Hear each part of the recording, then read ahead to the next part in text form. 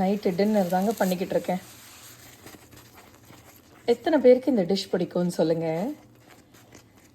இது என்னோடய பாட்டி செஞ்சு கொடுத்து எனக்கு ஞாபகங்க.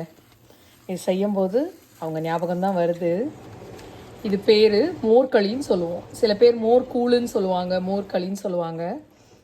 வெறும் தாளிக்கிற சாமான் மோர், அரிசி மாவு இருந்தால் போதுங்க. இது இந்த மாதிரி கலரிக்கிட்டே இருக்கணும். கொஞ்சமாக தாளிச்சிட்டு நல்லெண்ணெயில் கடுகு, உளுத்தம்பருப்பு, கடலைப்பருப்பு, இதுக்கு டேஸ்ட்டு கொடுக்கறது மோர் மிளகா, ஒரு 4-5 மோர் மிளகா உடச்சி போட்டு கருவேப்பிலையும் போட்டு தாளிச்சிட்டு ஒரு 1/4 கப்பு தண்ணிங்க.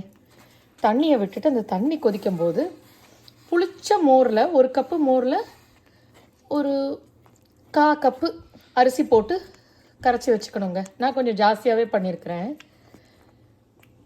இந்த தாளிப்பில் 1/4 கப்பு தண்ணி விட்டு அந்த தண்ணி கொதிக்கும்போது அதை கரைச்சி வச்சோம் பார்த்தீங்களா, அரிசி மாவு, அதை போட்டு கலரிக்கிட்டே இருக்கணுங்க.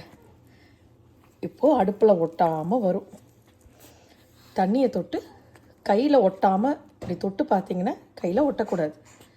ஒட்டாமல் இருந்துச்சுன்னா அதை அப்படியே எடுத்து ஒரு பிளேட்டில் மாற்றி கட் பண்ணி சாப்பிட்டிங்கன்னா தேவாமிர்தமாக இருக்குங்க. இது பேர் மோர்களின்னு சொல்லுவாங்க. இது மார்னிங் பிரேக்ஃபாஸ்ட்டுக்கு சாப்பிட்லாம், ஈவினிங் ஸ்நாக்குக்கு குழந்தைங்களுக்கு சாப்பிட்லாம். இதுக்கு தொட்டுக்க கூட எதுவுமே தேவையில்லைங்க. இதுலேயே மோர் மிளகா இருக்கிறனால ரொம்பவே நல்லாயிருக்கும். நீங்கள் இந்த டிஷ் சாப்பிட்ருக்கீங்கன்னு எனக்கு கமெண்ட்டில் போடுங்க. இந்த வீடியோ பிடிச்சிருந்ததுன்னு லைக் பண்ணுங்கள், ஃப்ரெண்ட்ஸ் அண்ட் ஃபேமிலி கூட ஷேர் பண்ணுங்கள். நீங்களும் சப்ஸ்கிரைப் பண்ணிவிட்டு பாருங்கள். இன்னொரு வீடியோவில் பார்க்கலாம். பாய்.